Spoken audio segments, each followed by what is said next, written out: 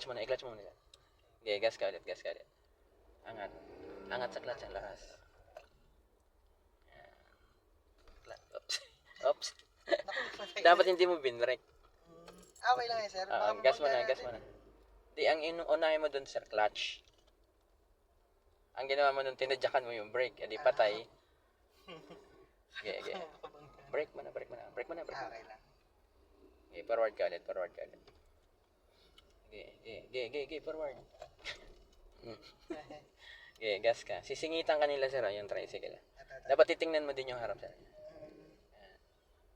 Abante ka po sir. Sige, gas ka ulit. Clutch down. Braking. Bumper to bumper. Okay, lapit. Okay, gas. Clutch down. Okay, forward. Okay, ganyan mo lang tayo.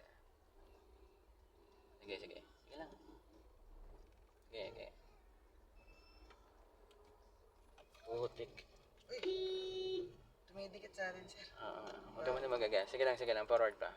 Sige, forward ka. Siga yung van eh. Okay sir. Sige lang.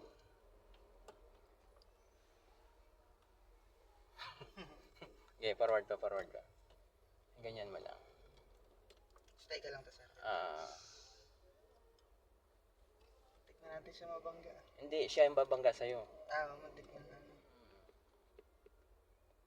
Bagay, straight lang tayo sir no? At saka nauna ka sa kanya eh. Sumingit lang siya eh. Hahagipin ka niya.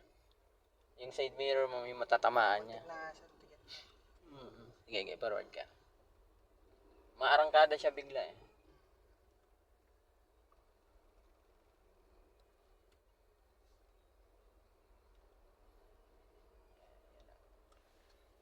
Huwag ka muna magagas. Angat lang sa brake. Angat lang sa brake. Free flow na lang. Ito na pala. Brake mo konti. Okay, angat sa brake. Ganyan mo. Okay. Para maipit mo yung tricycle. Ganun pala yung discipline. Nanggugulang na eh. Pero kailangan na talaga sir no? Hindi pwede sir na hindi eh. Okay, ibalik mo yung manibela sir. Brake ka ngayon. Tingnan mo naman yung distance natin oh. Konti na lang, gabuhok na eh. Di baling late. Basta makarating. Nag-alangan din naman yung tricycle sa sir. At saka nakita niya yung sitwasyon na nawala na yung lane na sinusundan natin dito eh. Ayun o. Diba may harang na eh. May mga cone, tubular cone. Nanggigigil na yung van na yun kanina eh. Siguro baka pagod na rin paano sa clutch. Nakakapagod talaga sir no? Ang masaklap dito, may mga dumidiretso tayong sinusundan. Kasi kung pakanan lang to lahat, kanina pa tayo nag-go eh.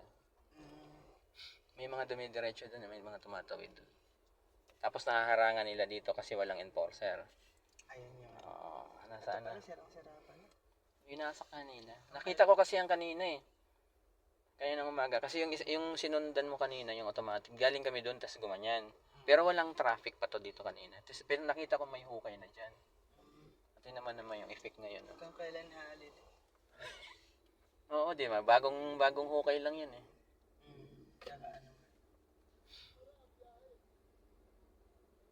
Habaan talaga ng pasensya. Sir, pag ganito talaga, wala kang magagawa.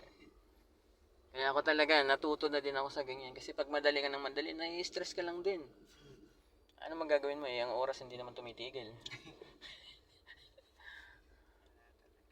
Signal ka na rin sa right, sana magra-right na rin tayo. Masarap isend to sa sa page ng San Jose. Binibidyo ko na to. Yan naman, sabi ko sa'yo kung kanan tayo lahat. Kanina pa tayo nakaliko. Kasi lang may dumidiretso doon tapos puno na rin na. Tinanggal na nga nila yung harang. Wala talagang enforcer doon. No? Madalas dito meron eh. Pwede mang i-gear to yan. Pababa. Ayan, para bitaw mo yung clutch. Baka nangitim na. Pahinga na. Sakit sa paa. Nangitim na yung talampakan mo. Kanina pa tayo doon, halos 30 minutes. 30 minutes na rin.